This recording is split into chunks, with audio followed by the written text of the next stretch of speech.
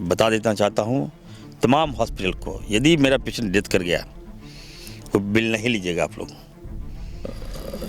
जिस हॉस्पिटल में जो सारा क्राइटेरिया हॉस्पिटल की जो मान्यता नहीं होगा, मैं उस वैसे हॉस्पिटल को नहीं, जितना भी सीएस है सबको मैं हटाऊंगा। पहले ये सिविल सर्जन जो है मोटा रकम लेकर गरीब की जान के साथ खिलवाड़ करता है। से अस्पतालों का क्या करेंगे जो अस्पताल का मानक भी पूरा नहीं करते, लेकिन सिविल सर्जन की सेटिंग से वो अस्पताल चल रहा है, चाहे टेस्ट चल रहा है। कई जगह तो अल्ट्रासाउंड का सर्टिफिकेट दे रहा है, लोग बेच दे रहा है, गैर संवैधानिक है। तो मैं जांच कर रहा हूँ कौन कौन सिविल सर्जन के एक महीने में कितना आप लोगों ने अल्ट्रासाउंड का जो सर्टिफिकेट होता है एनओसी आपने दिया है। अभी नया बना हूँ, एक दहशत तो फैली गया है। नमस्कार, डी फोकस में आपका स्वागत है। मैं हूं हिमांशु। इस समय हम लोग बोकारो में हैं, जहां पर झारखंड सरकार के स्वास्थ्य मंत्री इरफान अंसारी का आगमन हुआ है, जहां शहरवासियों ने उनका स्वागत किया। हमारे साथ बात करने के लिए सर बेसर पहले आपको ढेर सारी बधाई। धन्यवाद। आपका इंटरव्यू सुन रहा था, कहा आपने कि माँ, जिस कारण मेरी माँ का मौत हुआ उस कारण झारखंड में किसी माँ को अब मरने नहीं दूंगा। बिल्कुल, देखिए बहुत महत्वपूर्ण जिम्मेवारी दी गई है मुझे। मैं राहुल गांधी जी को और हेमंत सोरेन जी को और कल्पना भाभी जी का मैं बहुत आभार व्यक्त करता हूं कि उन्होंने मुझे स्वास्थ्य के क्षेत्र में ठीक करने की जवाबदेही दी है। मैं उसको ठीक करूंगा, मैं विश्वास दिलाता हूं। और ख़ास करके जो बातें आपने कहा कि मेरी माँ, ये बात सही है कि मेरी माँ ऑक्सीजन के अभाव में मर गई। माँ एक बार मिलती है, बार बार नहीं।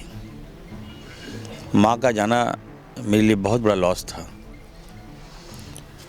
और हॉस्पिटल में ऑक्सीजन ना हो, और जब पेशेंट हॉस्पिटल जाता हो इस उम्मीद में कि उनको ऑक्सीजन वहाँ मिलेगा, दवाई मिलेगी, और हॉस्पिटल कहे कि नहीं ऑक्सीजन नहीं है, सोचिए तड़प तड़प की मेरी माँ मर गई। तो निश्चित तौर पर जो जवाबदेही दी गई है, मैं तो सबसे पहले सभी औचक निरीक्षण करूंगा। जिस हॉस्पिटल में जो सारा क्राइटेरिया हॉस्पिटल की जो मान्यता नहीं होगा, मैं उस वैसे हॉस्पिटल को नहीं चलने दूंगा, मैं बंद करूंगा।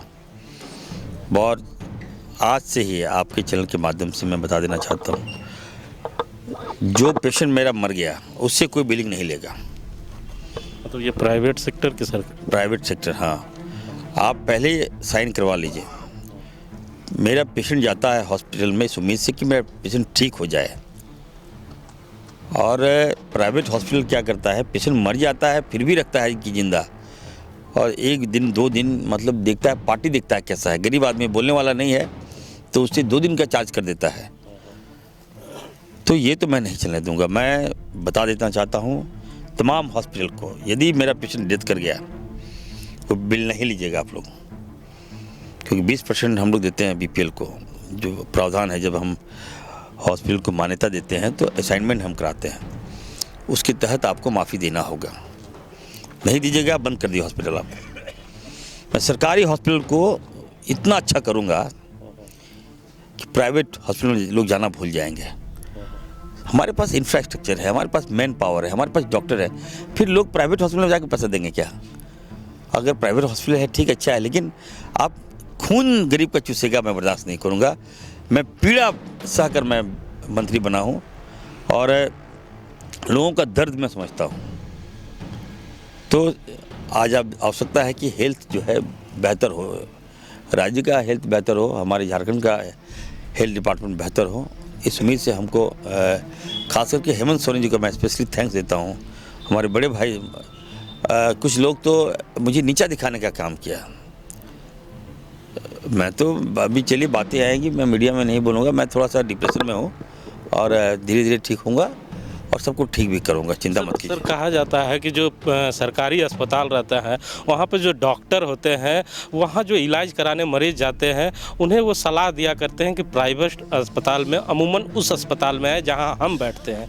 तो जो सरकारी अस्पताल में जो डॉक्टर हैं वो एक नए व्यापार कर रहे हैं, और अपना जो इलाज सरकारी अस्पताल में करना चाहिए था वो प्राइवेट अस्पताल में कर रहे हैं। तो ऐसे डॉक्टरों से कैसे निपटेंगे? मैं तो खुद अपनी जामताड़ा की बात कर रहा हूँ, जहाँ से मैं वहाँ के सदर हॉस्पिटल में कुछ बिचौलिया है, जितना भी सीएस है सबको मैं हटाऊंगा। पहले ये सिविल सर्जन जो है मोटा रकम लेकर गरीब की जान के साथ खिलवाड़ करता है। आपको सिविल सर्जन इसलिए बनाया गया है कि आप हॉस्पिटल ठीक कीजिए। ये प्राइवेट हॉस्पिटल से सेटिंग गेटिंग करके हमारी प्रेग्नेंट महिला, हमारी गरीब आदिवासी, दलित, हमारा अल्पसंख्यक, हमारा ओबीसी, गरीब आदमी जो भी किसी कास्ट का भी हो, वो हॉस्पिटल जाता है मान लीजिए, और उसको कह देता है कि नहीं you are very serious, you have to referred, और उसका बिचौलिया वहाँ खड़ा रहता है, भेज देता है प्राइवेट हॉस्पिटल में और पेट काट देता है।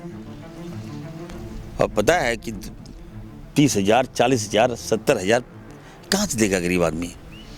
ये जवाबदेही सीएस की होती है। सिविल सर्जन ने हमारे झारखंड के हेल्थ को बदनाम किया, हमारी सरकार को बदनाम करने का काम किया। मैं बता देना चाहता हूँ, कोई पैरवी नहीं है एकदम। सारे सिविल सर्जन को मैं हटाऊंगा।